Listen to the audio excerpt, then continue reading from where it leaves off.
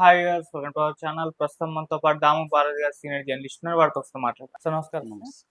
Sir, బెంగుళూరులో ఒక husband తన భార్యని బస్ స్టాండ్‌లోనే వాళ్ళ 12 ఏళ్ల కూతురు చూస్తుండగానే పొడిచి చంపేయడం జరిగింది సార్. ఇప్పుడు ఈ ఘటన వైరల్ అయిపోతుంది. అంతకుముందు పబ్లిక్ ప్లేస్‌లో ఈ విధంగా చేయడం అనేది అందరిని కూడా షాక్‌కి గురిచేసింది. అసలు ఏం జరిగింది ఈ ఘటనలో? ఎందుకు ఈ విధంగా భర్త తన భార్యని అందరూ చూస్తుండగానే చంపేశారు? మరి దీనికి సంబంధించి పోలీసులు ఏం చెప్తున్నారు? అసలు ఏం జరిగింది సార్ ఈ ఇష్యూలో?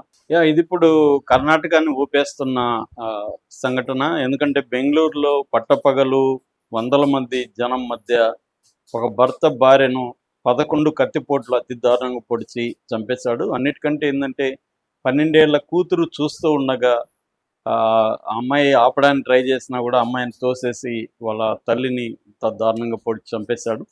ఇది ఇప్పుడు రికార్డ్ అయింది. ఆ వీడియో వైరల్ అవుతుంది మొత్తం. సో ఎంత దారుణంగా ఒక 12 ఏళ్ల పాప ముందు చంపడం అనేది ఎవరు జీర్ణించుకోలేని పరిస్థితి. అసలు ఏం జరిగింది, ఎందుకు జరిగింది, వీళ్ళిద్దరు ఎవరు అనే విషయాలు మాట్లాడుకుందాం. సో ఈమె పేరు కే రేఖ, అతని పేరు లోహితాశ. ఈ రేఖ అనే ఆవిడికి 36 ఇయర్స్, లోహితాశకి 43 ఇయర్స్. వీళ్ళిద్దరి కండిషన్ ఏంటంటే వీళ్ళిద్దరికీ గతంలో పెళ్ళయింది వేరే వాళ్ళతో. రేఖకి వేరే అతనితో పెళ్ళి, అతనితో ఆమెకి 2 కూతుర్లు. పెద్ద కూతురు 12 ఏళ్ళు, చిన్న కూతురు 9 ఏళ్ళు.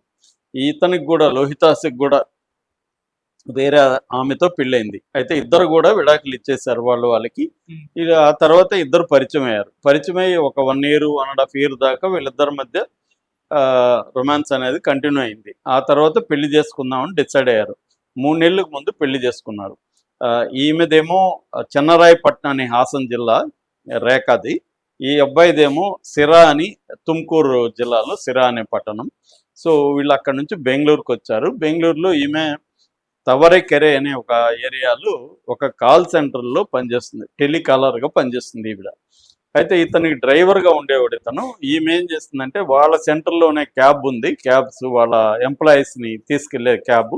ఆ క్యాబ్ డ్రైవర్గా తన రికమెండ్ చేసి ఈమె అక్కడ పెట్టింది. తనకు కూడా జాబ్ అక్కడే ఇచ్చింది. ఇద్దరు ఒక చోట పని చేయొచ్చు కదా అని చెప్పి. అలాగా అతను క్యాబ్ డ్రైవర్గా సేమ్ దీంట్లో పనిచేస్తున్నాడు. వీళ్ళిద్దరూ కబ్బేహల్లి అనే ఒక ప్రాంతంలో ఉంటున్నారు. అయితే ఈ మధ్యకాలంలో ఏమైందంటే వీళ్ళిద్దరి మధ్య గొడవలు మొదలైనవి. ముఖ్యంగా ఈమె అందంగా ఉంటుంది, ప్లస్ కలగోల్పుగా ఉండడం, అందరితో కలివిడిగా మాట్లాడడం, ఇవన్నీ ఈమె నేచరు. దాంతో కాల్ సెంటర్ అంటే కూడా సరదాగా అందరూ కలిసి పనిచేయడం, కలిసి బయటికి వెళ్ళి టీలు కాఫీలు తాగడం, ఫ్రెండ్లీగా ఉండే ఒక వాతావరణం ఉంటుంది. ఇది అతనికి కోపం తెప్పించింది.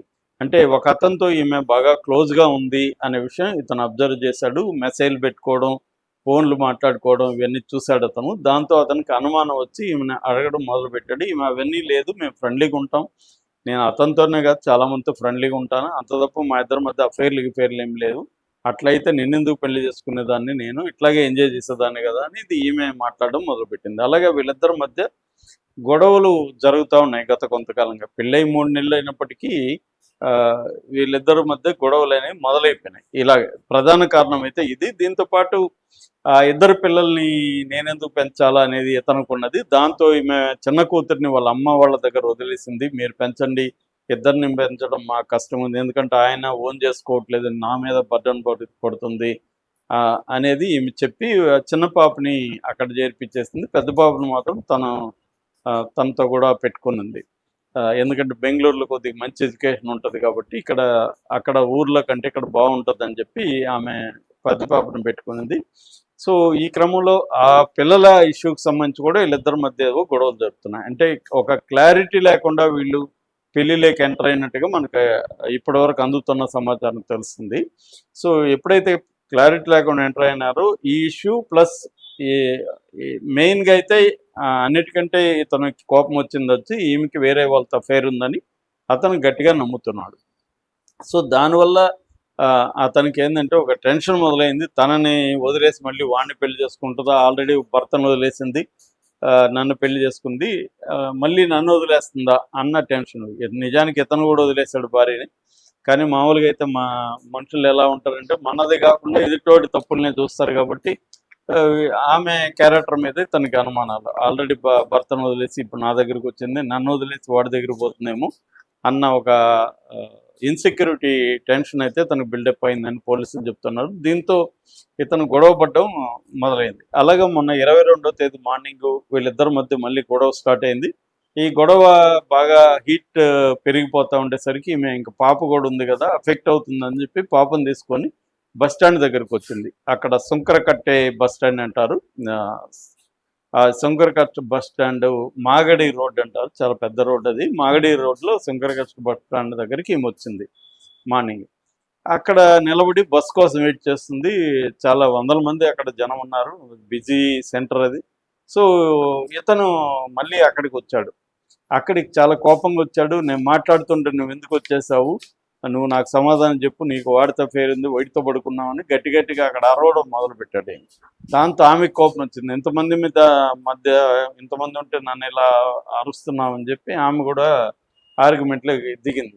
దాంట్లో సడన్గా ఆయన జోబిలో కత్తి పెట్టుకొని వచ్చాడు.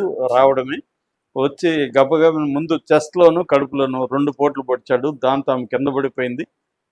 మళ్ళీ ఆమెను పక్కకి లాగి మళ్ళీ ఆమె మీద పడుకొని కూర్చొని కత్తితో పట్టపట్టాన్ని పొడిచాడు. అయితే ఇది షాక్కి గురైపోయారు జనం. తేరుకొని ఆపే లోపలే ఇతను పొడిచేశాడు. పాప ఏడుస్తూ పాప కూడా ఆపడానికి మొదలైంది. యాక్చువల్గా ఈ గొలాటలో పాప ఇన్వాల్వ్ కావడం కూడా ఇతను కోపం తెప్పించింది అని చెప్తున్నారు. ఎప్పుడైతే ఇతను ఇక్కడ బయట వచ్చి ఆర్గ్యూ చేశాడో పాప తల్లి తరపున ఇతను గట్టిగా నిలదీసేసరికి అతనికి ఇంకా కోపం పెరిగిపోయింది. నీకు కూడా నేను లోకం అయిపోయినాను అన్నట్టుగా పాపని పక్కకి లాగి ఈమెని కత్తితో పుట్టాడని చెప్తున్నారు. తర్వాత జనం పట్టుకుందాం అనుకున్నారు కానీ కత్తిని చూపిస్తూ భయపెట్టి అతను పారిపోయాడని చెప్పారు. ఇమీడియట్గా పోలీసులు వచ్చారు. పోలీసులు ఆమెని ఇమీడియట్గా దగ్గరున్న హాస్పిటల్కి ఎమర్జెన్సీ వార్డుకి తీసుకెళ్లారు. కానీ ఆల్రెడీ బ్రాడ్ డెడ్ అని వాళ్ళు డిక్లేర్ చేశారు. ఆల్రెడీ చనిపోయిన ఆమెను మీరు తీసుకొచ్చారు అంటే ఈమెకి బ్లడ్ విపరీతంగా పోయింది. 11 కత్తిపోట్లు ఉన్నట్టుగా పోస్ట్ మార్టం రిపోర్ట్లో తేలింది. అంటే అతను అంత కోపంతో అంత అగ్రెషన్తో పొడిచినట్టుగా అర్థమవుతుంది. అవి కూడా చాలా బలంగా లోపలికి దిగాయని చెప్తున్నారు. అందువల్ల ఆమె బ్లడ్ ఎక్కువ పోయి చనిపోయిందని డిక్లేర్ చేశారు. ఇప్పుడు పాపకి సైకలాజికల్ కౌన్సిలింగ్ ఇస్తున్నారు, పాప ద్వారానే విషయాలు రాబట్టాలని. అయితే ఇతను ఆ రాత్రి వరకు తప్పించుకొని తిరిగాడు. రాత్రి వచ్చి అక్కడ కామాక్షిపల్లె పోలీస్ స్టేషన్ ఉంటుంది, కామాక్షిపల్లె పోలీస్ స్టేషన్లో సరెండర్ అయిపోయాడు ఇతను. సో అతను కూడా చెప్పింది ఏంటంటే, నేను ఆమెకు అఫేర్ ఉంది, అది ఒప్పుకోవట్లేదు, సో నాకు అది కోపం తెప్పించింది, ఎన్నిసార్లు చెప్పినా ఆమె వినట్లేదు, అందుకని నేను మార్నింగ్ డిస్కషన్ పెడితే ఆమె నన్ను కేర్ చేయకుండా వచ్చేసింది, అది నాకు కోపాన్ని తెప్పించింది, దాంతో నేను బెదిరిద్దామని కత్తిని ఇంట్లో తీసుకొని వచ్చాను. కానీ ఈమె రెచ్చిపోవడం, పాప కూడా నా మీదకి రావడంతో నాకు పట్టరాని కోపం వచ్చేసి ఏమి ఆలోచించే పరిస్థితిలో లేదు, నేను పొడి చేశాను అనేది అతను చెప్పాడు. సో పోలీసులు కానీ అక్కడ ఉన్న సైకాలజిస్టులు కానీ చెప్తున్నది ఏమంటే, ఇతనికి ఒకటి అభద్రత పెరిగిపోయింది, 2 జలసి అనేది, అంటే పొసెసివ్గా ఆల్రెడీ ఒక భార్య వెళ్ళిపోయింది కాబట్టి రెండో భార్య మనం ఉంచుకోవాలి కంప్లీట్గా అనేది తను అనుకున్నాడు. కానీ ఆమె వేరే వాళ్ళతో తిరుగుతుంది అనేసరికి తను తట్టుకోలేని పరిస్థితి ఏర్పడింది. ఒకటి జలసి, 2 మేల్ ఇగో హర్ట్ అవ్వడం, అంటే తనని ధిక్కరించింది, తనని కాదని ఇంకొకరితో అఫేర్ పెట్టుకుందని ఒక మేల్ ఇగో దెబ్బతినడం, 3 ఇన్సెక్యూరిటీ, తనని వదిలేస్తే మళ్ళీ నాకు ఎవరు దొరుకుతారు అన్న ఒక ఇన్సెక్యూరిటీ. తను చాలా అందంగా ఉంటుంది, బాగుంటుంది, డైనమిక్గా ఉంటుంది. సో ఈ ఇన్సెక్యూరిటీతో ఇతను ఈ 3 విషయాలతో అతను చాలా తీవ్రమైన కోపంతో వచ్చాడు. అయితే కాన్సిక్వెన్సెస్ కానీ ఏమి ఆలోచించలేదు. అట్లా అక్కడికక్కడే అతను రెచ్చిపోవడంతో ఆల్రెడీ కత్తి తెచ్చుకున్నాడు. కత్తి తెచ్చేటప్పుడు మాత్రం చంపాలని తేలేదు, నేను బెదిరిద్దామా అనేది అనుకునే వచ్చాను అని అంటున్నాడు. కానీ సైకాలజిస్టులు చెప్పేది ఏమంటే, అతనికి అన్కాన్షియస్గా ఈ డిజైర్ ఉంది, ఆమెను చంపేయాలని, లేకపోతే కత్తి తేవాల్సిన అవసరం, ఆమెను బెదిరించడానికి కత్తి తేవాల్సిన అవసరం లేదు, ఎక్కడో అతనికి ఉంది చంపాలని, అందుకని కత్తి తీసుకొచ్చాడు అనేది వీళ్ళు చెప్తున్నారు. ఏమైనా సరెండర్ అయిపోయాడు. మొత్తానికి అతని మీద హత్యానేరం కింద 103 BNS కింద కేసు పెట్టారు. సో ఇంకా ఫర్దర్గా విచారిస్తున్నారు. ఇప్పుడు ఆ పాప చాలా, అంటే PTSD అంటారు, పోస్ట్ ట్రామాటిక్ స్ట్రెస్ డిజార్డర్ అంటారు, దానికి గురైందని చెప్తున్నారు. అంటే షాక్ అయిపోయింది, తన కళ్ళ ముందు అమ్మను ఇంత దారుణంగా చంపడం అమ్మాయికి అసలు షాక్లో ఉందని చెప్తున్నారు. సో ఇప్పుడు ఆ అమ్మాయికి సైకలాజికల్ కౌన్సిలింగ్ ఇవ్వాలనేది పోలీసులు డిసైడ్ చేసి సైకలాజికల్ కౌన్సిలింగ్ ఇప్పిస్తున్నారు. ఈ లోపల చిన్న పాప వాళ్ళ ఆ అమ్మాయి రేఖ వాళ్ళ పేరెంట్స్ కూడా వచ్చారు. ఏదేమైనా ఇది అతను తన కంట్రోల్ చేసుకోలేని ఒక కోపం కావచ్చు, జెలసీ కావచ్చు, ఈ ఎమోషన్